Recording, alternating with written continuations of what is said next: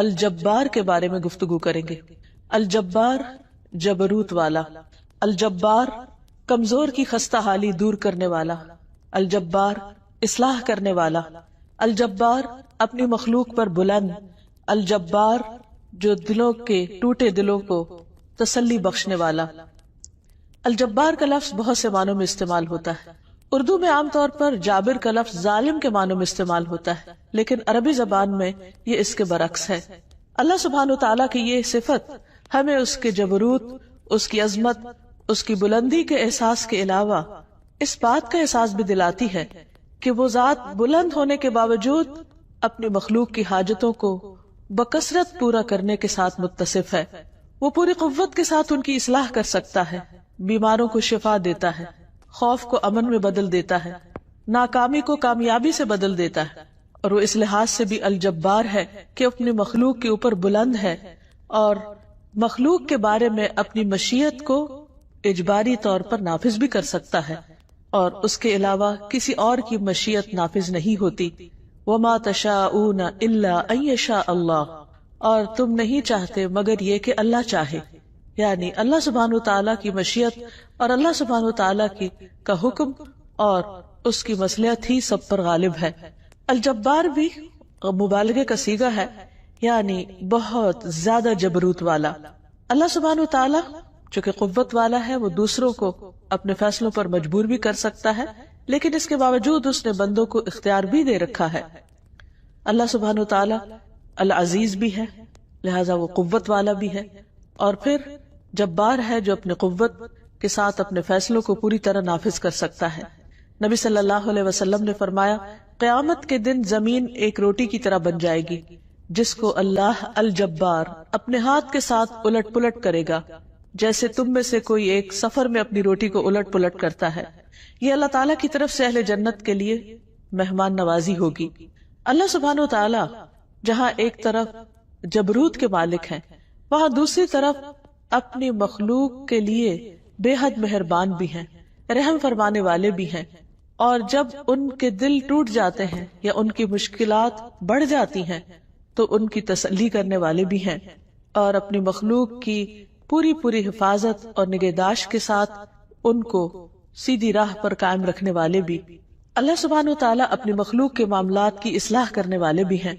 بلحجیم قبیلہ کے ایک آدمی سے روایت ہے، کہتے ہیں کہ میں نے پوچھا، اے اللہ کے رسول صلی اللہ علیہ وسلم، آپ کن چیزوں کی دعوت دیتے ہیں؟ تو آپ نے فرمایا، میں اس اللہ کی طرف دعوت دیتا ہوں جو ایک ہے۔ وہ اللہ جب تم پر کوئی مصیبت آتی ہے اور تم اسے پکارتے ہو تو وہ تمہاری مصیبت دور کر دیتا ہے۔ جب تم کسی بیابان اور جنگل میں راستہ بھول جاؤ اور اس سے دعا کرو تو وہ تمہیں واپس پہنچا دیتا ہے، یعنی تمہیں راستہ دکھا دیتا ہے۔ اور جب تم قحط سالی میں مبتلا ہوتے ہو، یعنی بارشیں نہیں ہوتی، اور اس سے دعا کرتے ہو تو وہ پیداوار ظاہر کر دیتا ہے۔ اور یہی کرنے والا دراصل الجبار ہے۔ وہ اپنے بندوں کو خود پکارتا ہے رات کے آخری تہائی حصے میں، اور ان سے خود فرماتا ہے کہ ہے کوئی جو مجھ سے دعا کرے تو میں اس کی دعا قبول کروں، ہے کوئی جو مجھ سے مانگے تو میں اس کو عطا کروں، ہے کوئی جو مجھ سے بخشش طلب کرے تو میں اس کو بخش دوں۔ اسی طرح جب کوئی بندہ بیمار ہو جاتا ہے تو اللہ سبحانہ وتعالیٰ اس کو صحت عطا فرماتے ہیں، اور اس کی جسمانی تکلیفوں کی بھی اصلاح فرماتے ہیں، اور اس کے دل کی بھی حالت درست فرماتے ہیں، اس کی پریشانی اور مجبوری کو بھی دور کرتے ہیں۔ رسول اللہ صلی اللہ علیہ وسلم نے فرمایا، اللہ تعالیٰ فرماتے ہیں، جب میں اپنے مومن بندے کو آزماتا ہوں اور وہ تیمارداری کرنے والوں کے سامنے میرا شکوہ نہیں کرتا، یعنی جو اس کا حال پوچھنے کے لیے آتا ہے اس کے سامنے اپنی تکلیف کا بہت زیادہ اظہار نہیں کرتا، تو میں اس کو اپنی قید سے آزاد کر دیتا ہوں، اس کے پہلے گوشت کے عوض بہترین گوشت عطا کرتا ہوں، اور اس کے پہلے خون کے بدلے بہترین خون عطا کرتا ہوں، یعنی بدل کر، اور وہ اثر نو عمل کرتا ہے، یعنی انسان بیماری کے بعد بالکل درست ہو جاتا ہے اور پہلے سے بھی زیادہ بہتر کام کرنے لگتا ہے، جبکہ بیماری کی حالت میں انسان مایوس ہو چکا ہوتا ہے۔ تو بندوں کے ان حالات کی اصلاح کرنے والا کون ہے؟ الجبار۔ اسی طرح بعض اوقات بیرونی حالات انسان کے لیے بہت پریشان کن ہو جاتے ہیں، دنیا کے حالات، ملک کے حالات، شہر کے حالات۔ ایسے تمام مواقع پر بھی انسان کے لیے کیا لازم ہے؟ یہی کہ وہ اپنے رب کو پکارے، اپنے رب سے دعائیں مانگے، کیونکہ اس کا رب الجبار ہے، وہ خوف کو امن میں بدل سکتا ہے، اس لیے ایسے حالات میں اسی کی طرف ہی رجوع کرنا چاہیے۔ پھر اسی طرح الجبار کا ایک معنی یہ بھی ہوتا ہے کہ وہ قوت سے اپنا فیصلہ نافذ کر سکتا ہے، کیونکہ وہ اپنی مخلوق کے اوپر بلند ہے اور سارے اس کے حکم کے تابعدار ہیں، اس کا حکم سب پر غالب ہے، کوئی اس کے فیصلے کو روک نہیں سکتا، کوئی اس کے حکم کے آگے رکاوٹ نہیں ڈال سکتا، وہ جو چاہتا ہے کرتا ہے اور جو نہیں چاہتا وہ نہیں کرتا، کوئی اس کو اس کے کرنے پر مجبور نہیں کر سکتا۔ ابو حامد الغزالی کہتے ہیں کہ الجبار وہ ذات ہے جو اپنی مشیت کو ہر شخص میں اجباری طور پر نافذ کرتا ہے، یعنی اگر وہ کسی کے بارے میں کوئی فیصلہ کرنا چاہے، زندگی کا، موت کا، بیماری کا، عزت کا، ذلت کا، تو وہ اس کو نافذ کر سکتا ہے، کوئی اور اس کو روک نہیں سکتا، اور اس میں کسی اور کی مشیت نافذ نہیں ہوتی، اس کے فیصلے سے کوئی باہر نہیں، یعنی اس کا فیصلہ ہر ایک پر نافذ ہوتا ہے۔ اور اللہ تعالیٰ کی ہستی سے لوگوں کے ہاتھ قاصر ہیں، یعنی کوئی بھی اللہ تعالیٰ پر اپنا فیصلہ نافذ نہیں کر سکتا۔ جبار مطلق وہی اللہ سبحانہ و تعالیٰ ہے، وہ ہر ایک پر جبر کرتا ہے، کوئی اس پر جبر نہیں کر سکتا۔ اللہ حکم نافذ کرتا ہے اور کوئی دوسرا اللہ کے بارے میں حکم نافذ نہیں کر سکتا۔ وَمَا تَشَاءُونَ إِلَّا أَن يَشَاءَ اللَّهُ إِنَّ اللَّهَ كَانَ عَلِيمًا حَكِيمًا، اور تم نہیں چاہتے مگر یہ کہ اللہ چاہے، یقیناً اللہ ہمیشہ سے سب کچھ جاننے والا، کمال حکمت والا ہے۔ پھر یہ بھی بات یاد رہے کہ اس کے غلبے سے کوئی باہر نہیں نکل سکتا، یعنی کوئی اس کے کنٹرول سے باہر نہیں۔ قرآن مجید میں اللہ تعالیٰ فرماتے ہیں، یا معشر الجن والانس ان استطعتم ان تنفذوا من اقطار السماوات والارض فانفذوا لا تنفذون الا بسلطان۔ اے جن و انس کی جماعت، اے جن و انس کے گروہ، اگر تم طاقت رکھتے ہو کہ آسمانوں اور زمین کے کناروں سے نکل جاؤ تو ایسا کر کے دکھاؤ، کسی غلبے کے سوا نہیں نکلو گے، اس نکلنے کے لیے بڑا زور چاہیے، اور وہ بھی اللہ کے اذن کے ساتھ۔ پھر اسی طرح یہ ہے کہ اللہ سبحانہ و تعالیٰ کسی کے آگے جواب دہ نہیں، کوئی اس سے پوچھ نہیں سکتا، اس کے فیصلوں کے بارے میں اس کو چیلنج نہیں کیا جا سکتا۔ سورۃ الانبیاء میں اللہ تعالیٰ فرماتے ہیں، لا يسأل عما يفعل وهم يسألون، اس سے نہیں پوچھا جاتا اس کے متعلق جو وہ کرے اور ان سے پوچھا جاتا ہے، یعنی وہ پوری طاقت رکھتا ہے کہ لوگوں سے ان کے اعمال کا حساب کرے، اور یہی فرق ہے خالق اور مخلوق میں۔ پھر یہ ہے کہ اس کی مانے بغیر کوئی چارہ بھی نہیں۔ سورۃ فصلت میں آتا ہے، ثم استوى الى السماء وهي دخان فقال لها وللأرض ائتيا طوعا او كرها قالتا اتينا طائعين۔ پھر وہ آسمان کی طرف متوجہ ہوا اور وہ ایک دھواں سا تھا، تو اس نے اس سے اور زمین سے کہا، آ جاؤ، خوشی سے یا ناخوشی سے، یعنی بن جاؤ۔ دونوں نے کہا ہم خوشی سے آ گئے۔ تو اس سے بھی پتہ چلتا ہے کہ کائنات میں جو بھی چیزیں ہیں وہ خوشی اور رغبت سے اللہ تعالیٰ کی اطاعت کرتی، اور اللہ تعالیٰ نے ان کو جیسا بنانا چاہا، جس شکل میں ڈھالنا چاہا، وہ اسی میں ڈھل گئی۔ پھر اسی طرح اللہ سبحانہ وتعالیٰ جب کسی قوم کے بارے میں یا جب کسی انسان کے بارے میں کوئی فیصلہ کر لیتا ہے تو وہ قوم اپنی مرضی سے اس کو تبدیل نہیں کر سکتی۔ ہاں یہ الگ بات ہے کہ اللہ تعالیٰ جب تک جس کو جو چاہے ڈھیل دے، اختیار دے، مہلت دے، اور وہ اسے جیسے چاہے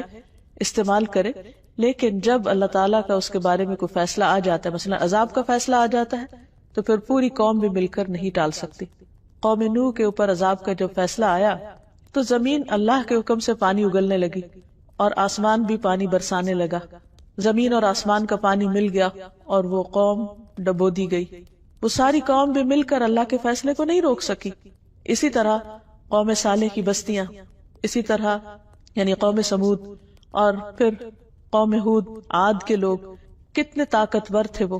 کتنے بڑے بڑے محلات انہوں نے تعمیر کیے۔ قوم سمود نے کتنی بڑی بڑی چٹانوں کو تراش کر عمارتیں بنائیں۔ اسی طرح قوم فرعون، ان میں سے کون بچا؟ اللہ کے فیصلے سے کون بھاگ سکا؟ اللہ سبحانہ وتعالیٰ کا فیصلہ ان پر نافذ ہو کر رہا۔ پھر اسی طرح یہ بھی ہے کہ بعض اوقات اللہ سبحانہ وتعالیٰ وقتی طور پر کسی کو آزمائش میں ڈالتے ہیں تاکہ وہ سمجھ جائے، اور پھر اس کے بعد اس کو اس طریقے پر ہدایت بھی دیتے ہیں جب کوئی ہدایت کے لائق ہو۔ تو یہ بھی اللہ کا فیصلہ ہوتا ہے، اور اللہ سبحانہ وتعالیٰ کے فیصلوں کو کوئی بدل نہیں سکتا۔ پھر اسی طرح یہ ہے کہ دنیا کے معاملات میں تو اللہ تعالیٰ کے فیصلے ہیں ہی، آخرت میں بھی سارے فیصلے اللہ سبحانہ تعالیٰ ہی کے ہاتھ میں ہوں گے، کیونکہ الملک یومئذ للہ، ساری بادشاہت اللہ تعالیٰ کے پاس ہوگی اور اسی کا حکم اور اسی کا فیصلہ نافذ ہوگا۔ ان معاملات کو دیکھتے ہوئے بعض لوگوں کے ذہن میں یہ خیال آتا ہے کہ شاید پھر انسان کے پاس کوئی فیصلے کی قوت ہی نہیں، کوئی اختیار ہی نہیں، وہ تو پھر کچھ بھی نہیں کر سکتا، شاید اللہ سبحانہ تعالیٰ سب پر جبر کرتا ہے اور ہر ایک سے جبراً اپنا فیصلہ منواتا ہے۔ تو بات یہ ہے کہ کونی معاملات جو ہیں، یعنی کائنات کے معاملات جو ہیں، ان میں انسان کا اختیار نہیں ہے۔ مثلا انسان آندھی کو نہیں روک سکتا، اگر کہیں کسی شہر پر یا کسی جگہ پر آندھی آ جاتی ہے تو کوئی آبجیکٹ نہیں کر سکتا، کچھ لوگوں کو اعتراض نہیں کر سکتا کہ تم لوگوں نے آندھی کیوں نہیں روکی، یا کہیں سیلاب آ جاتا ہے تو کوئی کسی کو یہ نہیں کہہ سکتا کہ سیلاب کیوں نہیں روکا، یا زلزلہ آ جاتا ہے تو کوئی یہ نہیں کہہ سکتا کہ تم روک لیتے اس کو۔ تو یہ یاد رہے کہ کائنات کے اندر جو تبدیلیاں ہو رہی ہیں، مثلا ستارے گر رہے ہیں یا شہاب ثاقب گرتے ہیں، یا اور بہت ساری ایسی چیزیں ہیں کہ جن کے اندر تبدیلیاں دن رات ہوتی رہتی، رات دن میں بدلتی ہے، دن رات میں بدلتا ہے۔ اسی طرح بارش کا آنا یا نہ آنا، مدتوں بارش نہ آئے تو کوئی لا نہیں سکتا۔ یہ سارے فیصلے اللہ سبحانہ تعالیٰ کے ہاتھ میں ہیں، اور ان میں سے انسان کو کچھ بھی اختیار حاصل نہیں کہ وہ اللہ تعالیٰ کے ان فیصلوں کو بدل سکے۔ اور اسی طرح اس کے عذاب کے فیصلے بھی، پھر قیامت کا فیصلہ بھی، پھر کسی بھی قوم کے اندر اتار چڑھاؤ جو آتا ہے اس کے عروج اور زوال کا فیصلہ، یہ سب ایسے ہیں کہ جن میں اللہ سبحانہ تعالیٰ مکمل طور پر اپنے فیصلے کو نافذ کرتا ہے، اور اس میں بندوں کو کوئی اختیار نہیں دیتا کہ وہ اپنی مرضی سے اس فیصلے کو تبدیل کر سکیں۔ مثلا اللہ تعالیٰ فرماتے ہیں انما توعدون لآت وما انتم بمعجزین، بے شک وہ چیز جس کا تم سے وعدہ کیا جا رہا ہے وہ ضرور آنے والی ہے، اور تم کسی صورت عاجز کرنے والے نہیں، یعنی اللہ تعالیٰ کو ہرا نہیں سکتے، اس کے فیصلوں کو روک نہیں سکتے۔ اسی طرح قوموں کے عروج و زوال کا فیصلہ اللہ سبحانہ وتعالی فرماتے ہیں وَلِكُلِّ أُمَّةٍ أَجَلٌ فَإِذَا جَاءَ أَجَلُهُمْ لَا يَسْتَأْخِرُونَ سَاعَةً وَلَا يَسْتَقْدِمُونَ، اور ہر امت کے لیے ایک وقت مقرر ہے، پھر جب ان کا وقت آ جاتا ہے تو وہ ایک گھڑی نہ پیچھے ہوتے ہیں اور نہ آگے ہوتے ہیں، یعنی جب جس کے خاتمے کا وقت لکھا جاتا ہے اس وقت وہ ختم ہو جاتا ہے۔ لیکن اس سے یہ غلط استدلال نہیں کرنا چاہیے کہ اللہ تعالیٰ بندوں کو کسی خاص کام پر مجبور کرتا ہے، جیسے جبریہ فرقے نے کہا۔ ارشاد باری تعالیٰ ہے لا اکراہ فی الدین قد تبین الرشد من الغی فمن یکفر بالطاغوت ویؤمن باللہ فقد استمسک بالعروۃ الوثقی لا انفصام لها واللہ سمیع علیم۔ دین میں کوئی زبردستی نہیں، بلا شبہ ہدایت گمراہی سے صاف واضح ہو چکی ہے، پھر جو کوئی باطل معبود کا انکار کرے اور اللہ پر ایمان لائے تو یقیناً اس نے مضبوط کڑے کو تھام لیا، مضبوط سہارا پکڑ لیا جسے کسی صورت میں ٹوٹنا نہیں، اور اللہ سب کچھ سننے والا اور سب کچھ جاننے والا ہے۔ پھر یہ بھی یاد رہے کہ انسان کو اللہ تعالیٰ نے عمل کرنے کا اختیار دیا ہے، اسی لیے جب انسان کو جنت میں بھیجا جائے گا اور انہیں پکارا جائے گا تو اللہ تعالیٰ فرمائیں گے وَنُودُوا أَن تِلْكُمُ الْجَنَّةُ أُورِثْتُمُوهَا بِمَا كُنْتُمْ تَعْمَلُونَ، انہیں آواز دی جائے گی کہ یہی ہے وہ جنت جس کے تم وارث بنائے گئے ہو اس وجہ سے کہ تم عمل کرتے تھے۔ یعنی اگر انسان کے پاس عمل کا اختیار ہی نہ ہو تو اللہ تعالیٰ یہ کیوں فرمائے کہ تمہارے عمل کی وجہ سے تمہیں یہاں اللہ نے اپنی رحمت میں جگہ دی ہے۔ اس سے اس بات کی بھی نفی ہوتی ہے جو عام طور پر سننے میں آتی ہے کہ اگر اللہ چاہے گا تو ہمیں ہدایت دے دے گا، جب اللہ چاہے گا ہم نماز پڑھ لیں گے، اللہ چاہے گا ہم بھی سیدھے رستے پہ چل پڑیں گے، اور وہ دراصل اپنی کوتاہی کا ذمہ دار اللہ تعالیٰ کو قرار دیتے ہیں کہ شاید اللہ تعالیٰ نے ان پر جبر کر رکھا ہے، زبردستی کر رکھی ہے کہ وہ ہدایت کی طرف نہ آئے۔ اللہ سبحانہ وتعالیٰ تو خود بندوں کو ہدایت کی طرف بلاتے ہیں۔ دن میں 5 بار مسجد سے آواز آتی ہے حی علی الصلاح حی علی الفلاح، آؤ نماز کی طرف، آؤ کامیابی کی طرف۔ پھر کیسے ہو سکتا ہے کہ اللہ تعالیٰ بندوں کو نیک کام نہ کرنے دے اور ان کے قدم روک دے، اللہ یہ کہ بندے ہی نہ چاہیں کہ وہ اللہ تعالیٰ کی طرف بڑھیں۔ پھر اسی طرح ایک اور جگہ پر آتا ہے اللہ تعالیٰ فرمائیں گے ادخلوا الجنۃ بما کنتم تعملون، تم جنت میں داخل ہو جاؤ کیونکہ تم عمل کیا کرتے تھے۔ تو گویا جو بھی جنت کا طلبگار ہے، جو ہمیشہ ہمیشہ کی کامیابی چاہتا ہے، اس کے لیے لازم ہے کہ وہ نیک کاموں میں جلدی کرے اور سستی کا شکار نہ ہو اور ادھر ادھر کی تعویلیں نہ کرے کہ قسمت میں ہوگا تو نیک بن جائیں گے۔ ایک اور جگہ پر اللہ تعالیٰ فرماتے ہیں وَقُلِ الْحَقُّ مِن رَبِّكُمْ فَمَنْ شَاءَ فَلْيُؤْمِنْ وَمَنْ شَاءَ فَلْيَكْفُرْ، کہہ دیجئے حق آپ کے رب کی طرف سے آیا، یعنی حق، سچ، قرآن، دین کی تعلیم آ چکی ہے، اب جس کا جی چاہتا ہے ایمان لے آئے، وہ مان جائے، اور جس کا جی چاہتا ہے کفر کر لے۔ یعنی دنیا میں اللہ تعالیٰ نے انسان کو اختیار دیا ہے ماننے یا نہ ماننے کا، لیکن یہ یاد رکھے کہ ماننے اور نہ ماننے کا انجام بالکل مختلف ہے۔ اِنَّا أَعْتَدْنَا لِلظَّالِمِينَ نَارًا أَحَاطَ بِهِمْ سُرَادِقُهَا وَإِن يَسْتَغِيثُوا يُغَاثُوا بِمَاءٍ كَالْمُهْلِ يَشْوِي الْوُجُوهَ بِئْسَ الشَّرَابُ وَسَاءَتْ مُرْتَفَقًا، بے شک ہم نے ظالموں کے لیے ایک آگ تیار کر رکھی ہے، یعنی جو اللہ سبحانہ وتعالیٰ کی بات نہیں مانتے اور اپنی جان پہ ظلم کرتے ہیں اور اللہ کے حق میں کمی کرتے ہیں، پھر ان کا انجام یہی ہے۔ جس کی قناتوں نے انہیں گھیر رکھا ہے، یعنی انہیں چاروں طرف سے سراؤنڈ کرے گی، اور اگر وہ پانی مانگیں گے تو پانی نہیں، پگھلے ہوئے تانبے جیسا پانی دیا جائے گا جو چہروں کو بھون ڈالے گا۔ بہت بری ہے پینے کی چیز اور بری آرام گاہ۔ لیکن اس کے برعکس جو لوگ اللہ سبحانہ تعالیٰ کی دی ہوئی چوائس سے نیک کام کرتے ہیں، اچھے کام کرتے ہیں، تو اللہ تعالیٰ فرماتے ہیں ان الذین آمنوا وعملوا الصالحات انا لا نضیع اجر من احسن عملا، بے شک وہ لوگ جو ایمان لائے اور انہوں نے اچھے اچھے کام کیے، بے شک ہم اس کا اجر ضائع نہیں کرتے جو بھی اچھا عمل کرے۔ یعنی جو شخص اپنے دل کی خوشی کے ساتھ، اپنی رغبت کے ساتھ اللہ تعالیٰ کی اطاعت کرے گا، اللہ تعالیٰ اس کے عمل کو قبول فرمائیں گے۔ رسول اللہ صلی اللہ علیہ وسلم نے بھی اس کانسیپٹ کو بہت بہترین طریقے سے واضح فرمایا۔ ایک حدیث میں آتا ہے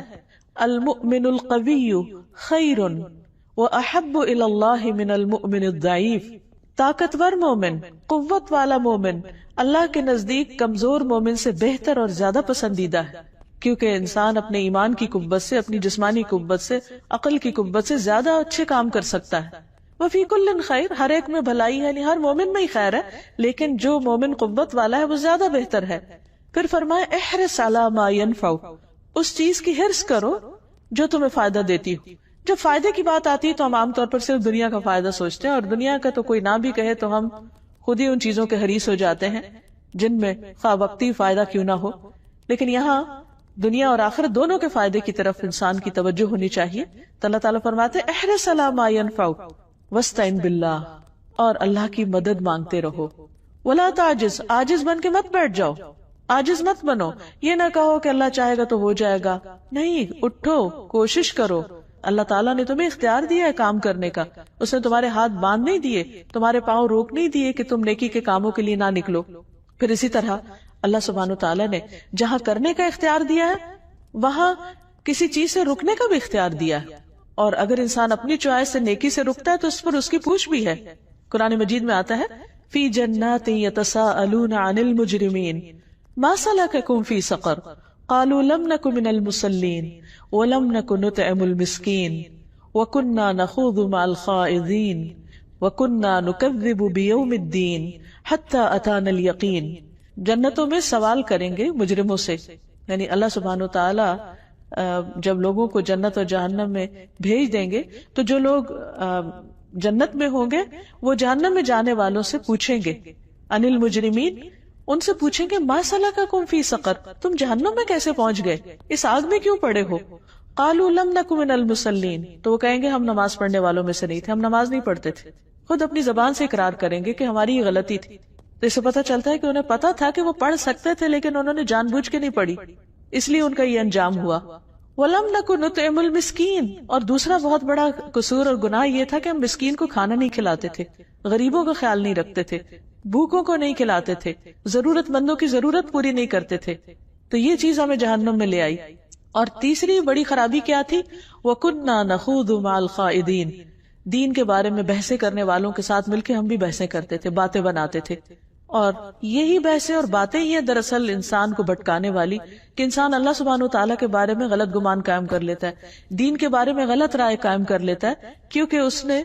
دین کی اصل بنیاد جو قرآن میں ہے، نبی صلی اللہ علیہ وسلم کی سنت میں ہے، اس کو نہ خود کبھی پڑھا ہوتا ہے، نہ کبھی سنا ہوتا ہے، نہ کبھی جانا ہوتا ہے، اور دین کے بارے میں صرف سنی سنائی باتوں پر ہی اس نے اپنا ایک امیجنیشن قائم کیا ہوتا ہے، جزا سزا کے بارے میں، جنت جہنم کے بارے میں۔ تو یہی غلط فہمیاں اس کے برے انجام کا باعث بنی۔ اور وَكُنَّا نُكَذِّبُ بِيَوْمِ الدِّينِ، ہم یوم الدین یعنی جزا سزا کے دن کو ہی جھٹلاتے تھے کہ یہ سب لوگوں کی ایسی مولویوں کی باتیں ہیں، ڈراتے ہیں، اور یہ سب خیالی چیزیں ہیں، حقیقت ان کی کچھ نہیں. حتی اتانا الیقین، یہاں تک کہ ہمارے پاس یقین آ گیا، اب اس حقیقت کو ہم فیس کر رہے ہیں، اور اس وقت اللہ سبحانہ وتعالیٰ کے اس فیصلے کو کوئی بھی پلٹ نہ سکے گا. اللہ تعالیٰ کا یہ فیصلہ نافذ ہو جائے گا، کیونکہ دنیا میں اللہ تعالیٰ نے اختیار دیا تھا، آج ان کے پاس اختیار نہیں ہے. اس لیے اپنی سزا کے فیصلے کو نہ کسی کورٹ میں چیلنج کر سکتے ہیں، اور نہ ہی اسے بدل سکتے ہیں، اور نہ ہی اس مشکل سے انہیں کوئی اور نکال سکتا ہے. تو اس لیے انسان کو اس دنیا میں بہت کانشیس ہو کر، کیئرفل ہو کر زندگی بسر کرنی چاہیے. ایک اور جگہ پر آتا ہے من عمل صالحا فلنفسہ، جو اچھے کام کرے گا اپنی ذات کے لیے کرے گا، ومن اساء فعلیہا، اور جو برا کرے گا اس کی بھی ذمہ داری اسی پر ہے. وما ربک بظلام للعبید، اور تیرا رب بندوں پر کچھ بھی قطعاً ظلم کرنے والا نہیں ہے. یعنی ایسا نہیں کہ کچھ لوگوں کو اللہ تعالیٰ نے کہا کہ تم نیک بن جاؤ اور کچھ کو کہا تم برے ہی رہو. نہیں، اللہ تعالیٰ نے دونوں کو چوائس دی اور دونوں کے لیے راستہ واضح کر دیا، اور دونوں کو ہی مختلف طرح کے لیے، دونوں قسم کے لوگوں کو مختلف طرح کے وسائل عطا کیے، عقل دی، سمجھ دی، اور اللہ تعالیٰ نے وحی کے ذریعے ہدایت کا بھی بندوں کے انتظام کیا. اب فمن شاء فلیؤمن ومن شاء فلیکفر، جس کا دل چاہے ایمان لائے اور جس کا دل چاہے انکار کرے. پھر یہ کہ اللہ سبحانہ وتعالی الجبار، جبروت والا، عظمت والا، قوت والا، یہ اس کی شان کو تو زیبا ہے، لیکن بندوں کے حق میں جبار ہونا کوئی پسندیدہ صفت نہیں، کیونکہ بندوں کے پاس نہ وہ علم ہے، نہ وہ حکمت ہے، اور نہ ہی وہ سمجھ ہے. اس لیے اللہ سبحانہ وتعالیٰ کے لیے نبی صلی اللہ علیہ وسلم اپنے رکوع اور سجود میں جو دعا کرتے، سبحان ذی الجبروت والملکوت والکبریاء والعظمہ، پاک ہے وہ ذات جو غلبے والی، قوت والی، ملکیت والی، بڑائی والی اور عظمت والی ہے. یعنی اس کے اندر یہ سب کچھ ہے، لیکن اس کے باوجود وہ اپنے بندوں پر ظلم نہیں کرتا. اس کے برعکس جب بندوں کے پاس اس میں سے کوئی بھی چیز آتی ہے، قوت یا غلبہ یا اقتدار یا کسی چیز کی ملکیت، تو عام طور پر وہ دوسرے بندوں کا حق بھول جاتے ہیں. اس لیے بندوں کے حق میں جبار ہونا ناپسندیدہ ہے. اسی لیے اللہ سبحانہ وتعالیٰ فرماتے ہیں کذالک یطبع اللہ علی کل قلب متکبر جبار. وہ لوگ جو اللہ کی آیات میں جھگڑتے ہیں بغیر کسی دلیل کے، جو ان کے پاس ہو، بڑی ناراضگی کی بات ہے اللہ کے نزدیک. یعنی بغیر علم کے اللہ کے آیات کے بارے میں بحثیں نہیں کرنی چاہیے، جھگڑنا نہیں چاہیے. اور ان کے نزدیک جو ایمان لائے وہ بھی اس چیز کو پسند نہیں کرتے. اسی طرح اللہ تعالیٰ ہر متکبر اور سرکش جبار کے دل پہ مہر لگا دیتا ہے. جب انسان ضد میں آ کر، ہٹ دھرمی کا شکار ہو کر اللہ سبحانہ وتعالیٰ کے فیصلوں کے بارے میں ناپسندیدگی کا اظہار کرتا ہے، یا اس کی کتاب کے بارے میں ایسی حرکت کرتا ہے، تو پھر اللہ تعالیٰ اس کا دل سخت کر دیتے ہیں اور اس کو ہدایت کی توفیق بھی نہیں دیتے. جب انسان اللہ سبحانہ وتعالیٰ کی اس صفت کو جان لے، یعنی الجبار ہونے کو، تو اس کے بعد اس کی زندگی میں اس کا اثر نظر آنا چاہیے. اللہ کے اس نام کے ساتھ اللہ تعالیٰ کو پکارنا بھی چاہیے اور اپنے اعمال میں بھی تبدیلی لانی چاہیے. مثلا اگر ہم اپنے مقاصد میں کامیاب نہیں ہوتے، ہم کوشش کرتے ہیں، بار بار کوشش کرتے ہیں، لیکن بات نہیں بنتی نظر آتی، اور ہم بے بس پاتے اپنے آپ کو، تو اس وقت اس صفت کے ساتھ اللہ کو پکارنا چاہیے کہ یا جبار، اے وہ جس کے پاس ساری عظمت اور بلندی ہے، جس کے فیصلے ہر طرح سے نافذ ہو سکتے ہیں، جو سب کچھ کرنے پر قادر ہے، تو ہماری مدد فرما، ہماری کمیوں کو دور کر دے. ہم اپنی کمزوری کی وجہ سے کسی چیز کو نہیں پا سکتے، لیکن تیرے لیے کوئی بھی چیز مشکل نہیں. اور پھر وہ ہستی جو ہر کمی سے پاک ہے اور ہر کمزوری سے پاک ہے، جب انسان اس کو پکارتا ہے تو واقعی اس کی مدد آتی ہے. اور ایسا کرنا انسان کے کاموں کی اصلاح بھی کر دیتا ہے. انسان کی دینی اور دنیاوی دونوں طرح کے معاملات کی اصلاح ہوتی ہے. اور الجبار کا ایک معنی اصلاح کرنے والا بھی ہے. تو اس کے بارے میں نبی صلی اللہ علیہ وسلم نے ہمیں ایک دعا سکھائی ہے، اللہم اصلح لی دینی الذی هو عصمت امری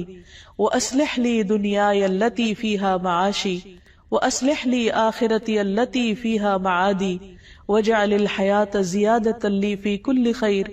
واجعل الموت راحتا لی من کل شر. اے اللہ میرے دین کو درست کر دے جو میرے معاملات کا محافظ ہے، میری دنیا کو درست کر دے جس میں میرا رزق ہے، میری آخرت کو درست کر دے جس میں مجھے لوٹنا ہے، میری زندگی کو ہر بھلائی میں میرے لیے زیادتی کا باعث بنا دی، جب تک میں زندہ ہوں میرے خیر میں اضافہ ہی فرماتا جا، اور موت کو میرے لیے ہر شر سے راحت کا ذریعہ بنا دے۔ تو الجبار کے جبروت کو محسوس کر کے کہ وہ ہر طرح کے معاملات کی اصلاح کرتا ہے، تو اپنی زندگی اور آخرت اور دنیا ان تمام چیزوں کی اصلاح کی دعا کرتے رہنا چاہیے۔ اسی طرح بچوں کی اصلاح کی فکر کرنی چاہیے، ان کے لیے بھی دعا کرنی چاہیے، جیسے کہ سورۃ الاحقاف میں دعا آتی ہے، رب اوزعنی ان اشکر نعمتک التی انعمت علی وعلی والدی وان اعمل صالحا ترضاہ واصلح لی فی ذریتی انی تبت الیک وانی من المسلمین۔ اے میرے رب، مجھے توفیق دے کہ میں تیری اس نعمت کا شکر کروں جو تو نے مجھ پر اور میرے ماں باپ پر انعام کی، اور یہ کہ میں نیک عمل کروں جسے تو پسند کر لے، اور میری اولاد میں اصلاح کر دے۔